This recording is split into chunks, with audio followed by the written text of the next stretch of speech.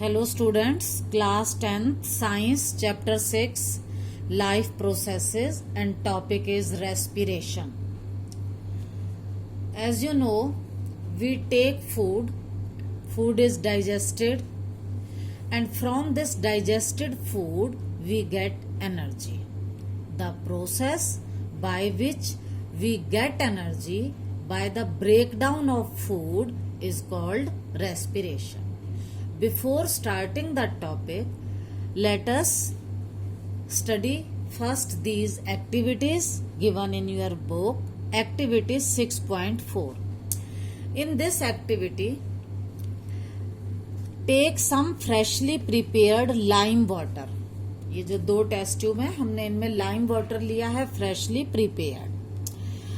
Blow air, आपको अपनी सांस को जो है एक्सेल करना है. Blow air through it, test tube B, and now pass air through test tube A through a पिचकारी और a syringe. What do you observe? Observation क्या होगी?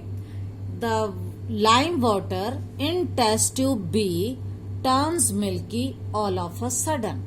टेस्ट ट्यूब B का जो लाइम वाटर है वो एकदम मिल्की हो जाता है. आपको मालूम है जब भी लाइम वाटर मिल्की होगा it means carbon dioxide is present in the air that was excelled by us. जो हमने एयर छोड़ी थी सांस के साथ उसमें थी carbon dioxide. In test tube A it takes more time. Lime water को मिल्की होने में टाइम लगता है. तो व्हाट डू यू कंक्लूड? आपको इससे क्या रिजल्ट मिलता है? इसका मतलब है कि द एक्सेल्ड एयर जो है उसके अंदर कार्बन डाइऑक्साइड की अमाउंट ज्यादा है.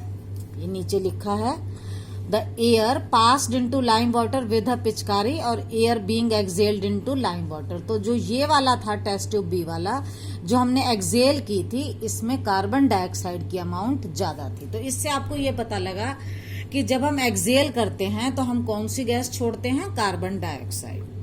नेक्स्ट एक्टिविटी है activity 6.5. In this take some fruit juice और sugar solution and add some yeast. आपको शुगर सॉल्यूशन लेना है एक टेस्ट ट्यूब में और उसमें आपको यीस्ट ऐड करना है. Take this mixture in a test tube fitted with a one holed cork. इसमें डाला जिसमें कॉर्क लगा हुआ था और इसमें से हम एक ट्यूब पास करते हैं जिसका other and freshly prepared lime water में डालते हैं. तो यहां पर क्या होगा? In this the lime water turns milky. Why? You can जज, यू कैन कंक्लूड कि जब भी शुगर में यीस्ट डाला तो शुगर का फर्मेंटेशन होता है और फर्मेंटेशन से कार्बन डाइऑक्साइड प्रोड्यूस होती है और वो कार्बन डाइऑक्साइड लाइम वाटर को मिल्की कर देती है. आपको दो प्रोसेस पता चली. जो हम एक्सेल करते हैं उसमें कार्बन डाइऑक्साइड है और जो यीस्ट के अंदर फर्मेंटेशन है उसमें भी कार्बन डाइऑक्साइड प्रोड्यूस होती है. Now your worksheet number 24 respiration से ही है. It is a process by which living organisms produce energy. इसमें एनर्जी प्रोड्यूस होती है फ्रॉम फूड से. फूड का ब्रेकडाउन होता है और एनर्जी प्रोड्यूस होती है. It usually needs oxygen but it may also take place in the absence of oxygen. It involves, इसमें प्रोसेस आती है सबसे पहले ब्रीदिंग. ब्रीदिंग में क्या होता है? Gaseous exchange. हम ऑक्सीजन को इनहेल करते हैं और कार्बन डाइऑक्साइड को एक्सेल करते हैं. और सेकंड प्रोसेस है सेलुलर रेस्पिरेशन. सेलुलर का मतलब सेल के अंदर. Respiration means breakdown of simple food. Simple food glucose जो हमारा डाइजेस्ट होने के बाद बना है in order to release energy, और उससे एनर्जी रिलीज होगी. दोनों पॉइंट क्लियर हैं. ब्रीदिंग में हम ऑक्सीजन लेंगे, कार्बन डाइऑक्साइड एक्सेल करेंगे. वो जो ऑक्सीजन है वो अंदर जाकर फूड को ब्रेक डाउन करती है और उससे एनर्जी प्रोड्यूस होगी. इस प्रोसेस को हम बोलेंगे रेस्पिरेशन. ये प्रोसेस सेल के अंदर हुई इसलिए ये हो गया सेलुलर रेस्पिरेशन. अब ये जो रेस्पिरेशन की प्रोसेस है ये दो तरह से होती है. There are two pathways. अब ये टू पाथवेज क्या हैं? In some organisms it takes place in the presence of oxygen. कुछ में ये ऑक्सीजन की प्रेजेंस में होती है, जैसे हम लोग। अब ऑक्सीजन की प्रेजेंस से पहले मैं आपको ये बता दूं, जो हमने फूड खाया वो ग्लूकोज है। ग्लूकोज में 6 कार्बन मॉलिक्यूल्स होते हैं। इसका फॉर्मूला है C6H12O6, तो 6 कार्बन मॉलिक्यूल है। साइटोप्लाज्म के अंदर ये 3 कार्बन मॉलिक्यूल में ब्रेक डाउन हो जाता है और 3 कार्बन मॉलिक्यूल को हम बोलते हैं पायरूवेट। ये इसका फर्स्ट स्टेप है रेस्पिरेशन का, और ये सभी ऑर्गेनिज्म में सेम होता है, प्लस एनर्जी। इसके बाद से डिफरेंट ऑर्गेनिज्म में डिफरेंट पाथवेज हैं।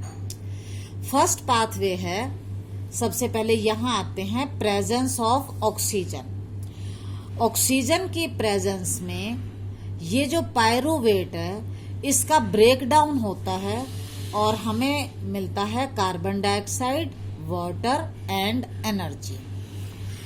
तो यहां पर आपको ये पता चलेगा it takes place in the presence of oxygen. इसे बोलते हैं aerobic respiration. It takes place in the presence of oxygen, और ये प्रोसेस होती है माइटोकॉन्ड्रिया में। The process occurs in mitochondria.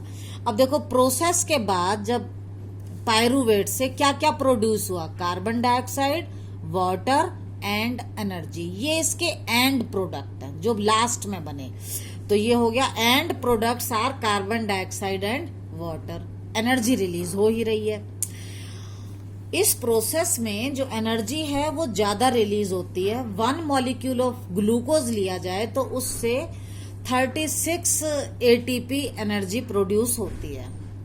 अब एनर्जी प्रोड्यूस ज्यादा हो रही है, it is due to the complete oxidation of glucose. जो हमने ग्लूकोज लिया था उसका कंप्लीट ऑक्सीडेशन होता है। तो complete oxidation of glucose results in the formation of this.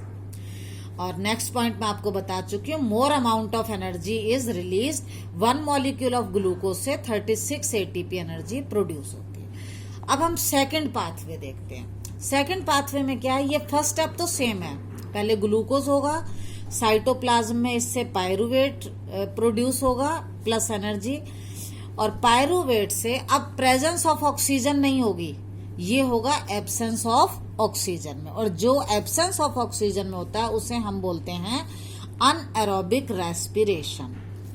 Anaerobic जो ऑक्सीजन की एब्सेंस में होता है, it takes place in the absence of oxygen.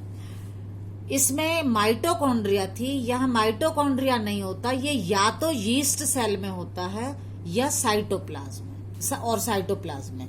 It occurs in cytoplasm and in yeast cells particularly. और यहां पर एंड प्रोडक्ट बने थे कार्बन डाइऑक्साइड एंड वाटर। यहां बनता है एथेनॉल या इथाइल एल्कोहल। ये 2 कार्बन मॉलिक्यूल है। हमने पायरूवेट में लिए थे 3 कार्बन मॉलिक्यूल, उससे प्रोड्यूस हुआ 2 कार्बन मॉलिक्यूल।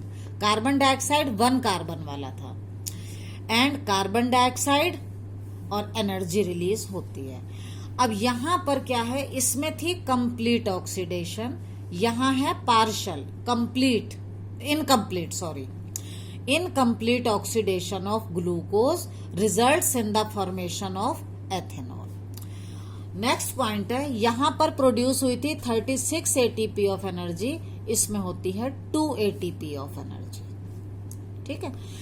अब एक और पाथवे रह गया थर्ड, ये होता है, ये तो था पूरा ऑक्सीजन की प्रेजेंस में, it occurs in the absence of oxygen. ये जो थर्ड पाथवे है ये होता है लैक ऑफ ऑक्सीजन में। जब ऑक्सीजन होती तो है पर सफिशिएंट क्वांटिटी में नहीं होती।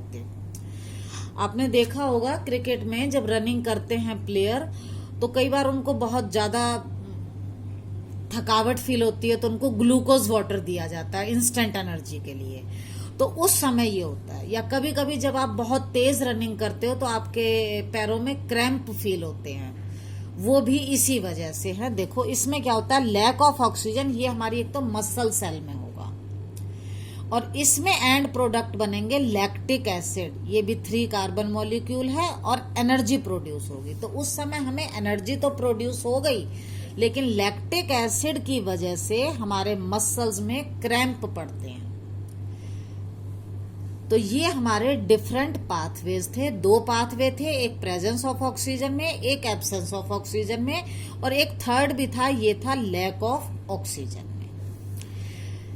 हाँ, अब देखिए यहां पर एक वर्ड आया एटीपी। अब ये एटीपी क्या है? एटीपी की फुल फॉर्म है एडिनोसिन ट्राईफॉस्फेट। जो भी ये एनर्जी प्रोड्यूस हुई, ये एनर्जी स्टोर होती है। किस फॉर्म में स्टोर होती है? Stored in the form of ATP. Energy जो है वो हमारी बॉडी के अंदर जो स्टोर होती है वो एटीपी की फॉर्म में होती है। तो एक तरह से ये हमारी सेल की एनर्जी करेंसी है। जैसे हम पैसे यूज करते हैं, उससे हम सामान खरीदते हैं, तो इसी तरह से ये एनर्जी करेंसी है। हम एनर्जी कंज्यूम करेंगे और हम वर्क कर पाते हैं। नेक्स्ट है ऑन हाइड्रोलिसिस। हाइड्रोलिसिस का मतलब एटीपी का breakdown in the presence of, hydro का मतलब वाटर की प्रेजेंस में। It releases energy equivalent to 30.5 kilojoule per mole. ये इससे हमें एनर्जी मिलती है। It is use to provide energy for other reactions in the cell. हमारी बॉडी की सेल में जितने भी काम होंगे वो एनर्जी हमें कहां से मिलेगी? एटीपी से। Now come to the questions. First question is the energy currency of the cell is ATP. Easy है। The breakdown of pyruvate to give carbon dioxide, water and energy takes place in. देखो pyruvate, इससे हमें produce हो रहा है carbon dioxide, water and energy. तो कहाँ हो रहा है? माइटोकॉन्ड्रिया में। तो इसका आंसर होगा माइटोकॉन्ड्रिया। थर्ड है differentiate between aerobic and anaerobic. ये बिल्कुल स्टार्टिंग में दिया है। ये ऑक्सीजन की प्रेजेंस में है, ये एब्सेंस में है, ये माइटोकॉन्ड्रिया में है, ये साइटोप्लाज्म और यीस्ट में है। यहाँ कंप्लीट ऑक्सीडेशन है, यहाँ इनकम्प्लीट है। And product carbon dioxide and water है, और एंड प्रोडक्ट यहाँ अल्कोहल या लैक्टिक एसिड है। यहाँ ज्यादा एनर्जी प्रोड्यूस होती है, यहाँ लेस होती है। तो ये इजी है, आप लिख लेंगे। नेक्स्ट है explain the 3 pathways of breakdown of glucose in living organism. 3 pathways हैं। देखो पहला स्टेप तीनों में सेम है, और फिर फर्स्ट में प्रेजेंस ऑफ ऑक्सीजन में है, एब्सेंस ऑफ ऑक्सीजन, और थर्ड हो जाएगा लैक ऑफ ऑक्सीजन। तो आपको ये तीनों पाथवेज लिखकर एक्सप्लेन करने हैं कि पहले ग्लूकोज से पायरुवेट बनता है, प्रेजेंस ऑफ ऑक्सीजन में इससे carbon dioxide, water and energy produce होते हैं। Right the full form of ATP. ATP means adenosine triphosphate. तो ये आपकी वर्कशीट कंप्लीट हो गई है। आप इसको अच्छे से रिवाइज करें, ये इंपॉर्टेंट टॉपिक है और यहां से क्वेश्चन आता है। थैंक यू बेटा।